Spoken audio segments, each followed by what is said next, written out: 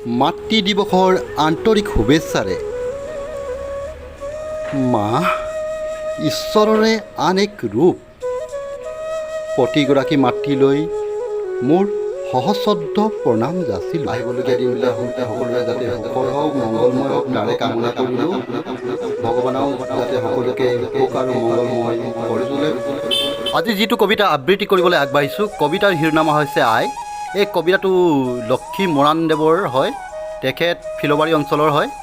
তেখেতৰ এই কবিতাটো মই আজি আবৃত্তি কৰিবলৈ আগবাঢ়িছোঁ। কবিতাৰ শিৰোনামা হৈছে আই।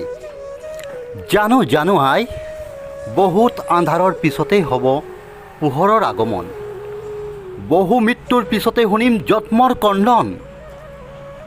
পুৱাৰ সুৰুজে অগনি বৰষিব, হৃদয়ত তুলিব আলোড়ন।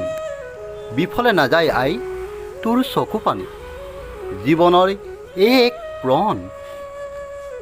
ভিডিঅ'টি চোৱাৰ বাবে আপোনালোক সকলোলৈ আন্তৰিক অভিনন্দন লগতে কৃতজ্ঞতা জ্ঞাপন কৰিছোঁ।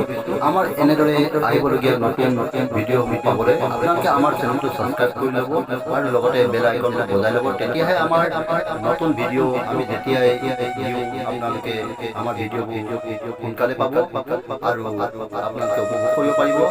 সেয়েহে আপোনালোক সকলোলৈ অশেষ ধন্যবাদ জ্ঞাপন কৰিছোঁ। যাতে আমাৰ এই চেনেলটো আগুৱাই যোৱাত আপোনালোকে সহায় কৰক তাৰে কামনা কৰি আজিলৈ আহোঁ। বাই, জয় আই।